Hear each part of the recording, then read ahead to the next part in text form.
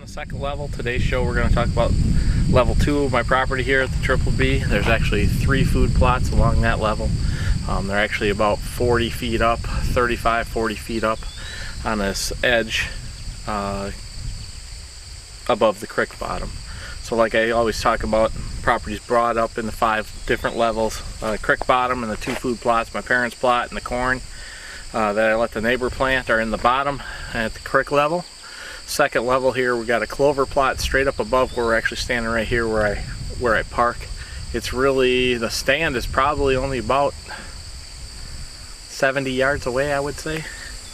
And there's a really nice clover plot up in there. Seems to be really active. A lot of does and fawns coming in there. A few small bucks, but during the rut, so late October into the beginning of November, the bigger deal come in there. There's actually an oak tree they use for a scrape in there. So today I'm gonna actually, I cut some of the lower branches off. I'm gonna actually hang a licking branch in there like I have on some of the other stuff. There's already a camera in that position, so we'll do that. I'm probably gonna put another camera on that plot just to see an opposite direction to help me judge which direction the deer are coming in there. That'll be one of the early seasons plots you're gonna see us hunt because it's easy to take a doe out of there and not interrupt the rest of the deer movement on the property. So that particular plot is a really good early season if I'm going to take out antlerless deer on the property, which I am again this year. You guys will see us take out doe fawns, 1.5 old doe to an older doe. And the reason for that is a mouth is a mouth. We actually have only a certain amount of control in this area property wise on our 72 acres. And for what I'm seeing in the pictures and deer numbers, there's a large amount of antlerless deer. I have a neighbor to the west of me who doesn't shoot does because he believes that there aren't any does, where here I am right next to him and I'm getting 4 to 6 adults with 3 to 5 fawns each. Well, not 3 to 5 fawns each, but 3 to 5 fawns with them in the field. I'm not sure what he's seen on his cameras or whether or not he's actually one of them honest people, but he's one of those guys that will tell you everything about what you're doing wrong and what he's seeing on your property and what he thinks is on your property and how you should go about hunting it. Me personally, I believe it's your property. You do what you want with it. You shoot the animals off of it you want to shoot. You're the one that pays the taxes and they're your tags. If you have a big conglomerate, in other words, let's just say 10 of my neighbors and I were together and we all decided together to run certain rules, I think you definitely should follow those. But if everybody's separated and everybody has different beliefs on how you should run your deer herd, feel free to do your own project because you're the one that pays the taxes on it and it's your tag. Everybody in this area seems pretty good except that one individual, and I noticed that right away when I introduced myself to all the neighbors. They all had their views on that individual, and they believe that he trespasses and stuff like that. And, I haven't caught him doing that. I do have pictures of his brother, but that was when he actually had a tree stand on my property. Whether or not the former owner let him hunt here or not, I do not know.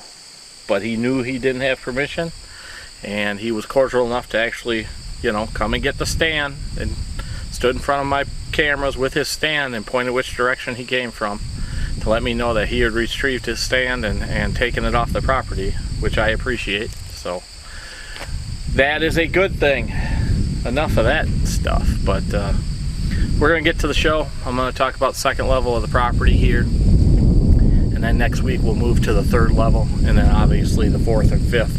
4th and 5th I'm actually going to do together, basically because it's the wood line to the top of the ridge, and talk about how things are going, what I'm seeing there on cameras and stuff. I am not going to interrupt that. Scenes, we're getting later in the season. We're going to let the cameras talk for the show, and we will go from there to let you guys, show you guys kind of how we laid that out, and we'll do some aerial stuff with the drone and things to show you that also. And then we got a bunch of cameras up there on mock scrapes and show you what we're seeing on those. That'll be further down the road.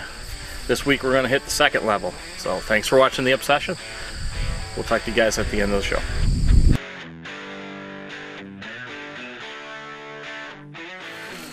Alright, what's going on, guys? You guys can see this oak I got right behind me here. We are in the farthest west plot on my property.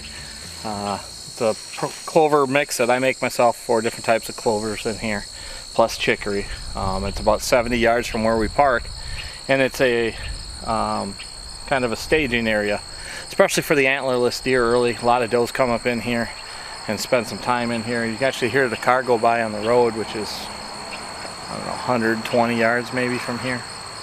But I'm gonna put a mock scrape up here in this oak. There's a tree right behind here too I left in the middle of the plot that I thought they'd rub on. This was new last year, obviously. This was the first year on the Triple B last year. And I thought that they would rub on that. They didn't at all. I could either put it on that, which is a real small tree, or I could put it on this oak. If you look behind, you can see the ladder stand up in the pine, tucked in behind there. It's a really good spot. It's easy in, easy out. Evenings, we're out, like I said, on the far west side of the property. Evenings with the downdrafts, there's a ravine right behind the camera, probably about 50 yards, and the thermals drop down and move through, and it takes your scent out into the valley and runs it straight west. Well, there's a cliff right here that we actually have to come up to get into that stand. So you come up the cliff, come through the backside here and up into the tree. It's really quick, really quiet, not much pressure on the deer. The only way you would jump a deer is if they were bedded on this edge, which I haven't had yet, but I know that they do it every now and then. So low impact, in and out, easy antlerless hunt for us to control our herd early season. We do get bigger bucks moving in here in the mid-October range, mid to late October. Obviously, during November, the rut, they are actually coming in and out to check the does. But I think because there's so much doe pressure on this particular plot early, that the bucks don't come in here because they don't want to be around large groups of deer yet. And we'll get one every now and then. It'll just kind of walk through and test the area, but nothing where they're consistently coming to this particular plot. Not until mid-October. Mid-October when it picks up. Probably the 15th to the 17th last year is when it started picking up on this particular property, and we started getting larger bucks coming in and out here. They like to cruise the creek bottom too, so I imagine this is the next step up for them. So they're actually coming one direction, whether it be from the east or from the west, and they're either dropping down and traveling east-west, or coming from the bottom up and traveling east-west and checking level by level. So it's kind of a cool setup. Like I tell you guys, I set my property up in 5 different levels, and there's transition spots where they can go up levels. And from this particular spot, they can either drop down into the bottom, or there's a trail that goes up into the next level, up to the 3rd level, and there's doe bedding up in there too. So that helps promote movement, deer movement, and there's stands set transition wise just inside this woods for that movement. So that's how we expect to be successful this year again, and we'll see how that works out. But I think I'm going to put the mock scrape here on this tree. I realize it's very close to the stand, but I'm hoping if for some reason we do get a deer coming up from the bottom, that he'll be preoccupied, or we'll be able to hear him or see him coming before he gets here. When the leaves are down, you can see a little bit further in here, and before he gets here, to be at full draw when he comes, if it's a deer we want to take. So that's what I'm going to do. I'm going to hang that mock scrape right here on this small oak. There's already a camera there. We get a lot of pictures in here, so I will pull that chip today, and we'll show you guys some of the pictures that we got off of this particular tree spot. So this is the limb I've decided I'm going to use. I actually pulled this vine off of another scrape that I had made about 6 weeks ago, and was not that productive. Well, not productive at all, actually. We thought it would be a good spot, but turns out it's not. So I'm going to utilize this, and we're going to see how low it hangs first. I'm going to pull it up tight, up in here, and I think that's probably going to be pretty good for us. So I'm going to tie this off right here. So that's why we're going to help support their movement. Now back the wheeler out.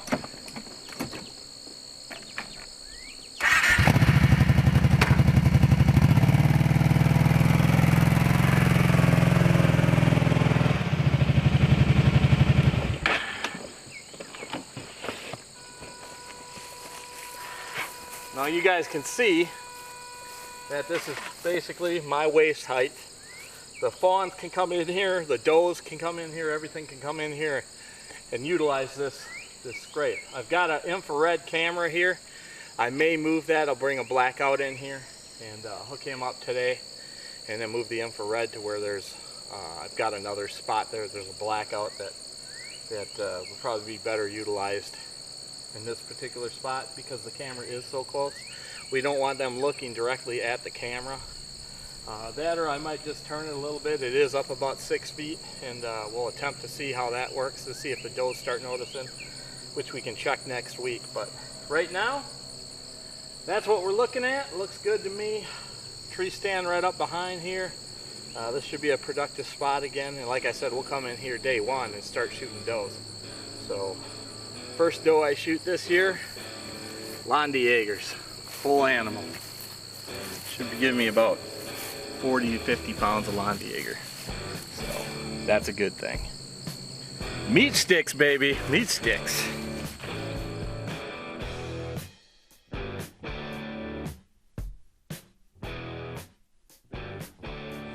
This is the second plot on the property here on this level 2, coming from the west. It's more towards the center of the property.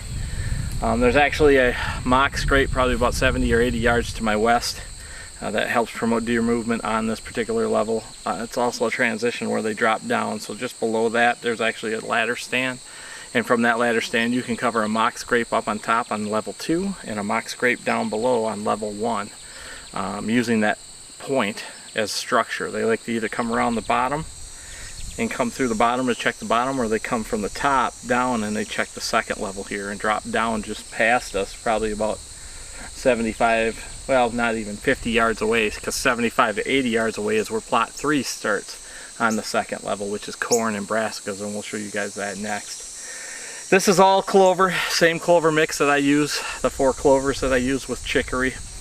Looks like it's a little short on chicory. Last year when I planted this was brassica last year, and it turned out really well, but the deer had it decimated by mid-October. And this year we've added plots and we've added brassica to the triple B, and the reason for that is because of the deer numbers. Last year we weren't sure what we had for deer numbers.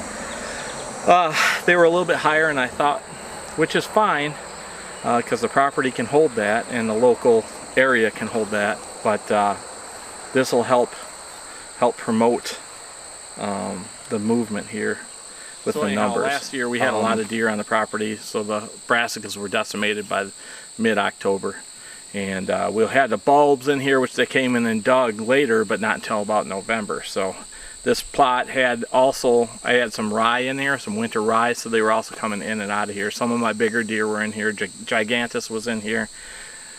The wide 8, the big wide 8, which I thought he had CWD, but apparently not, because he had made it through. I've got pictures of him this year. As a 4-year-old, I believe, a really nice 8-pointer. He would definitely be on the hit list, but we'll see what happens there.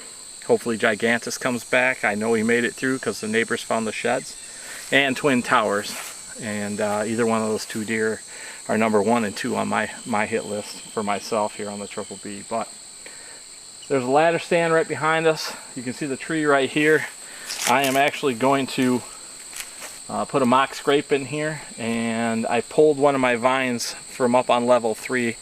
There's a little horseshoe up on level 3 that kind of goes back up in. We had hinge cut this year up there, put that mock scrape in, and in the last 6 weeks it hasn't been that productive, so I pulled it. I left the camera there to catch deer movement. There is a stand there that we'll use later in the year. I think it'll be pretty good for buck movement coming in and out to check the does that are bedding in where that hinge cut was. But none of my bigger deer are moving in that area right now, and last year my bigger deer moved around that area. They didn't stay, they didn't even come through that area consecutively. Every now and then you get one, but it's not, I don't think it's a really high productive area for good bucks. So we'll leave that stand there just in case something changes. Leave that camera there so we can watch that. But I'm going to move the mock scrape, the vine, and I'm going to bring it down here. I'm going to tie to this branch right here, which is only, again, probably 10 or 15 yards, probably 10, 15 yards, like I said, from the tree stand.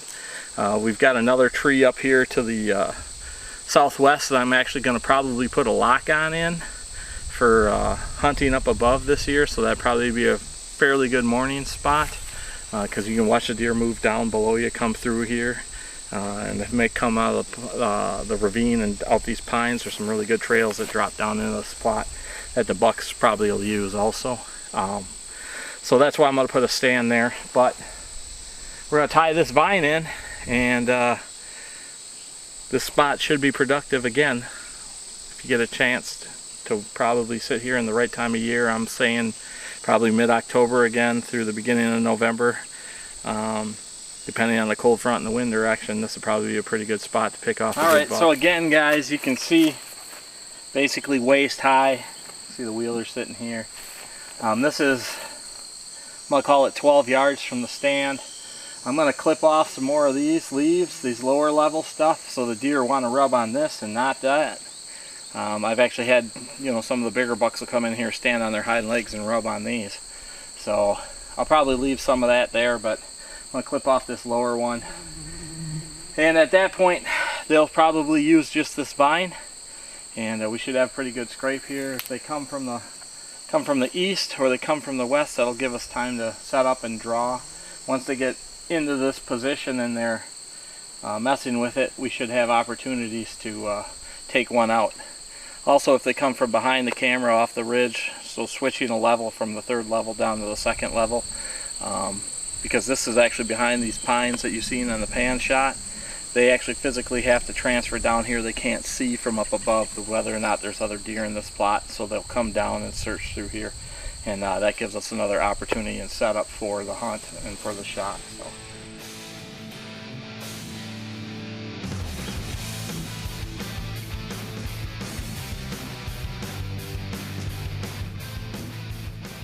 Well, this is plot number 3.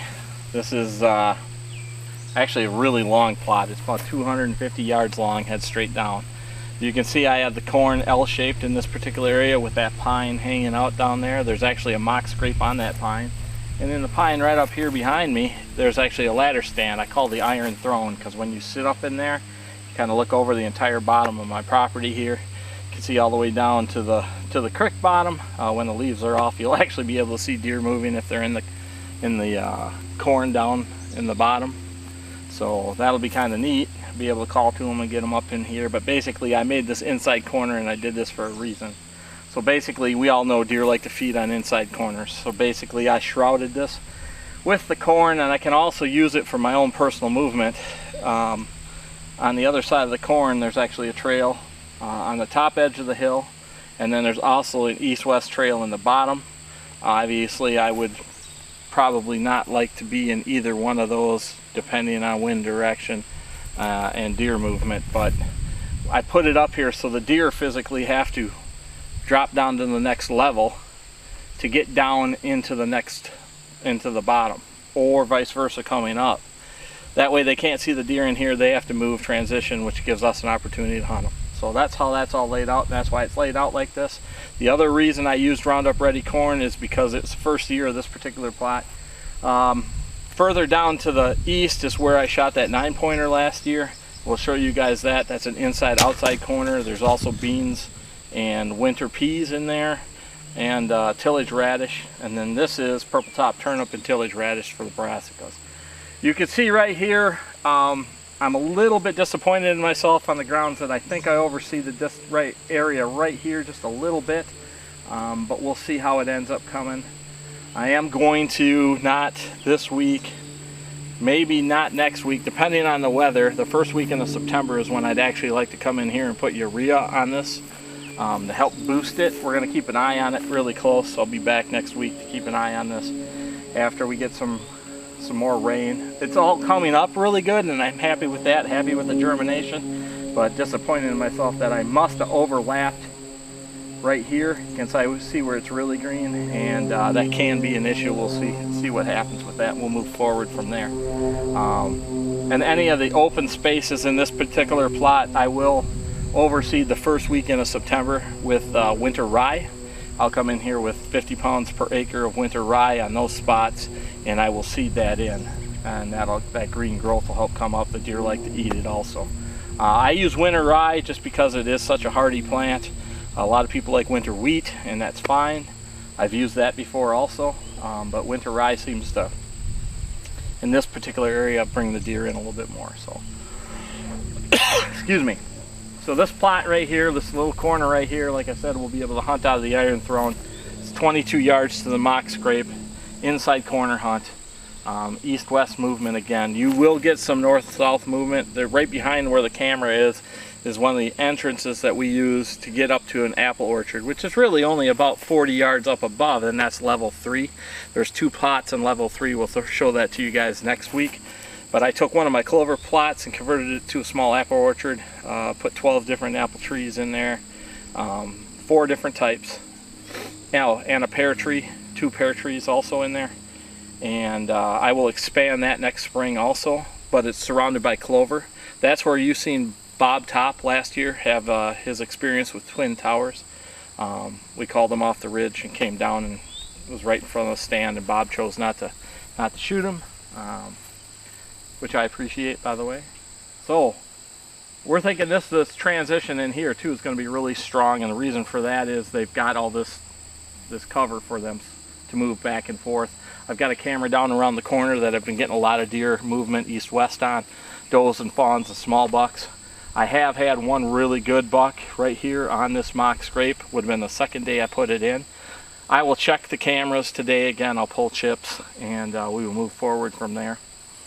But I'm not going to pull the chips in the woods. I will do that at the beginning of September, and we will see what we have then up there in the woods. We're trying not to get too carried away with interrupting the movements on level 4 and 5, because that is bedding, and the only time we go in there, I'll mow one more time up to the top of the ridge on the trails that go up to the top of the ridge, and that is it.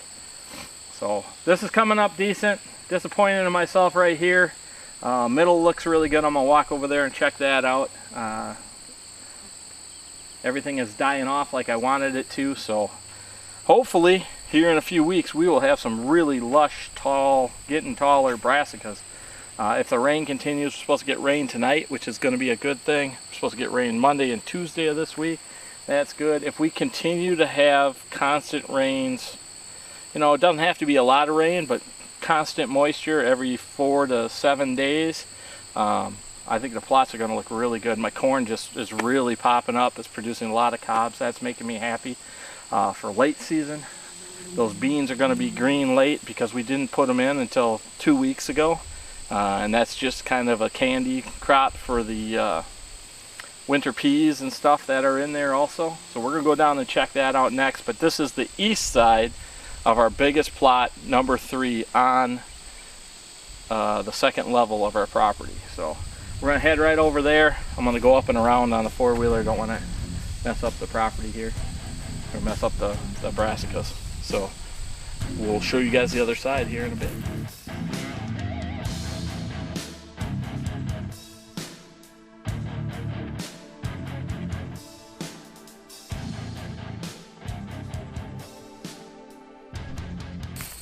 So this is the east side of that third great big plot I told you guys about. You can see the turkeys are on the edge here dusting themselves, digging that out. But brassicas, I put some tillage radish, a bunch of tillage radish in here. I also put winter peas and soybeans in here. And everything seems to be coming up good. The buckwheat did its job. You guys can see here that the buckwheat is dried out and dead and laying over the top of the seed. But all the seed had germinated and it's coming back up. I do have a milk pod in here. I'm going to pull him quick. But the corn here on this corner, so you see it's probably only, I don't know, 10 or 12 feet, 15 feet, yards to a point. So it creates a little inside corner here. We got a mock scrape down hanging off the tree limb. Tree stand is up in the elm here, or box elder, sorry. And I got a camera sitting in the corn, actually looking down at the scrape. It doesn't seem to bother the deer. It's a blackout, a Browning dark ops camera that I'm using right there. So when it goes straight up to this corner where the corn is, it stays that wide or wider all the way down to where we just were on the west side of this particular plot. It's 210 yards or 230 yards long. It's 35 yards wide until it gets down by the other tree stand, and then it's L-shaped. So plan that on purpose. We may actually make this a little bit bigger next year. We'll see what happens this year with the deer movement and how they eat all of this food. So if we need to add more, we will. If we need to take some away, we will. And it'll be based off of what we see the deer doing or how many deer we have on the property, antlerless and buck. But currently, the way it's laid out, we have 4, for sure, maybe 5 different doe groups that I know, and they all actually individually keep kind of to their own area. There's a little intermingling that you'll see, and I see it on the cameras, but most of the time they're separated, which keeps less stress on them. And the bucks come down and check every now and then, but they're pretty much staying up in the wood line where I want them to stay, which is a good thing. They'll come down obviously in the dark to feed. They also go to the destination food plots, which are straight to the north and my neighbor's alfalfa, or straight to my west, which is the corn, which is also a very good thing. So less stress on the deer herd makes it easier for more bucks or a mature buck to stay in the area, 2 or 3 mature bucks. I've only got 72 acres here, which is not a small piece by no means, but it's a good sized piece to manage your deer herd. So everything's looking good on this side so far. That particular stand, I'm thinking about changing to a lock-on, pulling that ladder out of there. I can sit in it and be fairly comfortable. The tree kind of leans forward, so you're kind of hunched over. That's the stand I shot my 9-pointer out of last year on September 27th. My son is physically a lot taller than me. I'm 5'10", and my son is 6'4". Big Mike is 6'2", 6'3", and Matt is 6'2" or 6'3". They couldn't comfortably sit in that stand, so what I'm going to do is probably swing that around, put either a different ladder, which I'm going to go get here shortly, up above. And there's a position up there where I had put a ladder in a really nice oak setup, thinking that the deer would come around that point. They actually move further up closer to the cliff level and cut the point up by the cliff. They don't come down off this point. I have one picture all season last year of a buck I would shoot, and he was kind of, you know, a 3-year-old nice deer, but deer I'll probably pass this year. So we'll keep a camera up there just to kind of keep track of what's happening on that particular spot, but we're going to pull that stand. And I think it's a little bit taller than this ladder, which will allow us to swing it in and put it above the one we have here in the box elder. And that'll make it more comfortable, and everybody will be able to hunt out of that. So that's the idea here. My brother-in-law Tom, also who hunts with me. John, my brother-in-law John, is about my height. But brother-in-law Tom's a little bit taller. My nephew Cody is definitely taller. He's tall like Logan, 6'4". So that will help break them up, give them a comfortable sit. And we'll be able to take some of our antler steer off the property early is what we're planning on. So that's what I'm thinking right now. I'm looking at taking 4 to probably four or 5 antlerless deer off the property. Doe fawn, no bucks, obviously, no nubbins, no young bucks. Doe fawns, 1.5-year-old does, and adult does, and it doesn't matter which one. Basically just to get them all off the property due to the number of deer that we actually have coming in and out of the property that I'm seeing on cameras. So that's how I plan on working it this year. Those are my numbers, because I'm assuming right now at any given time there's, I want to say 15 to 18 antlerless deer that come in and out. They don't all stay on the property, but come in and out to feed at certain times. So to me that's a lot on 72 acres. And we want to have food for later in the season, so that's kind of the whole idea here, because last year we were out of brassicas come mid-October. And I think if we have more food on the property around that time, we'll be able to hold more deer and prevent some of the immature bucks getting shot on the neighbor's property. So that's what we're planning. We'll see how it goes. Hope you guys enjoyed the show. This is the layout on the Triple B Level 2. We'll go to level 3, which will be quite a bit shorter, and then we'll do 4 and 5 together and show you guys kind of what we've got for bucks moving in and out on the property. 4 and 5 should be really exciting with all the mock scrapes and all the video and pictures that we're getting right now. show you guys quite a few of our decent deer that are moving. I got 2 on camera right now that I know are 4-year-olds, a bunch of 3-year-olds, 2.5-year-olds, and surprisingly, I want to say there's only 5 or 6 year-and-a-half-old bucks that are moving in and out of the property, which can be good and bad. But the neighbors on the other side of the ridge have a lot of corn up and some alfalfa over there too, so I'm sure there's quite a few over in that area also. So deer are moving around yet. Hopefully they decide they want to stay on the Triple B for the fall.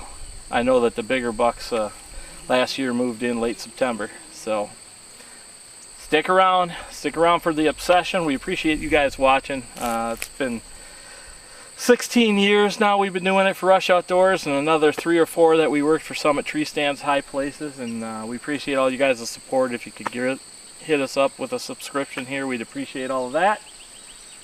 Like I said before, YouTube, we'll be doing a bi-weekly show like we always do. The last 7 years it's been really productive. People seem to enjoy it, so be sure to check that out. It's called The Obsession right here on this page at Rush Outdoors, Wisconsin. Thanks for watching. We'll talk to you later.